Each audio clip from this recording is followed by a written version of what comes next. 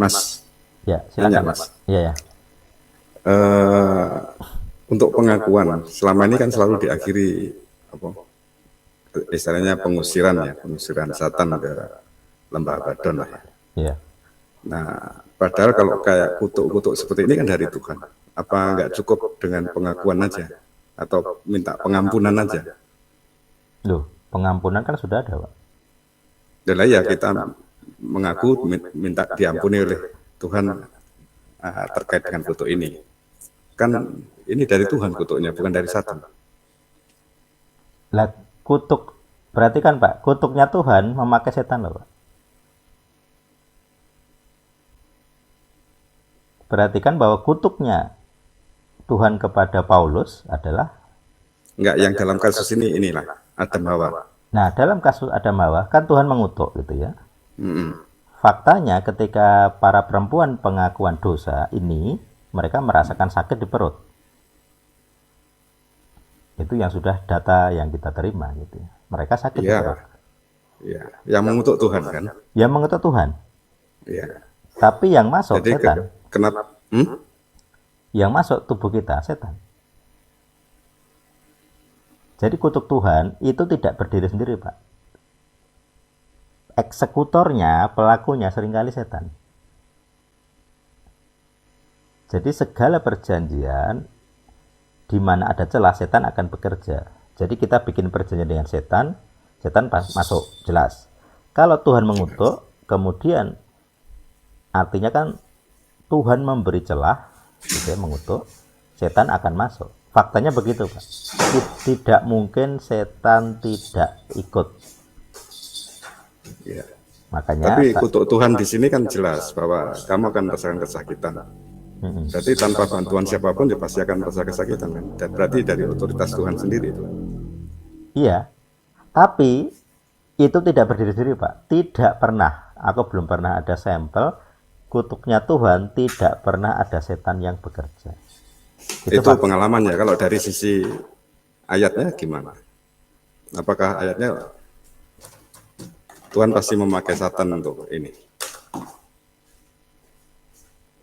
Kalau itu bisa pakai ini, Pak.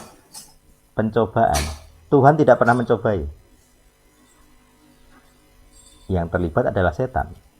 Tapi menghukum kan? Iya, Tuhan menghukum, tapi selalu setan, Pak.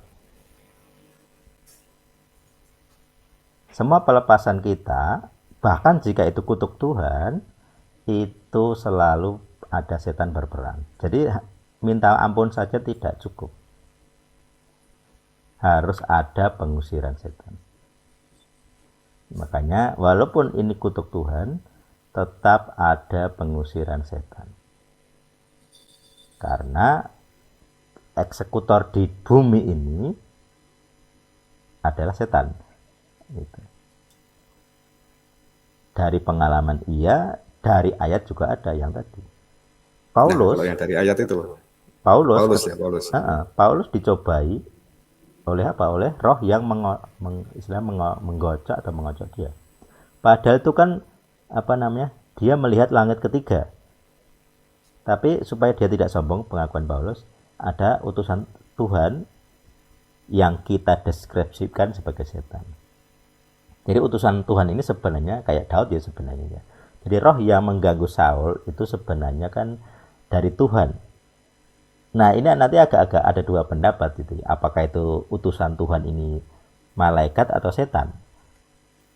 Karena kata setan sendiri kan musuh. Jadi kalau kita pakai kata definisi musuh, pokoknya semua yang mengganggu kita ya kita anggap setan, kita anggap musuh. Walaupun itu malaikat. Termasuk nanti dalam kasusnya Ayub gitu ya. Apakah setan itu benar-benar bisa masuk dalam sidang Dewan Ilahi? Faktanya dia bisa komen, bisa memberi hak suara lah gitu di sidang itu. Dan tulisannya adalah setan. Sedangkan kata setan sendiri itu kan generik, tidak harus sosok setan sebenarnya. Karena setan kan artinya musuh. Jadi siapapun yang memusuhi Ayub adalah setan.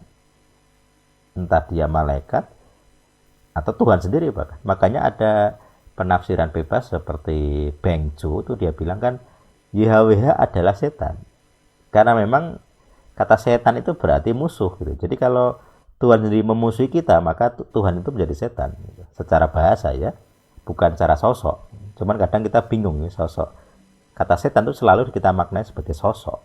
Sedangkan dalam bahasa Ibrani tidak selalu. Karena itu generic name, sebutan umum saja. Artinya musuh gitu ya. Jadi memusuhi kamu ya menyetani kamu gitu. Makanya memang ada tadi seperti Pak Wid bisa berkomentar, ini kan Tuhan yang mengutuk, kok kenapa kita harus pengakuan pelepasan setan?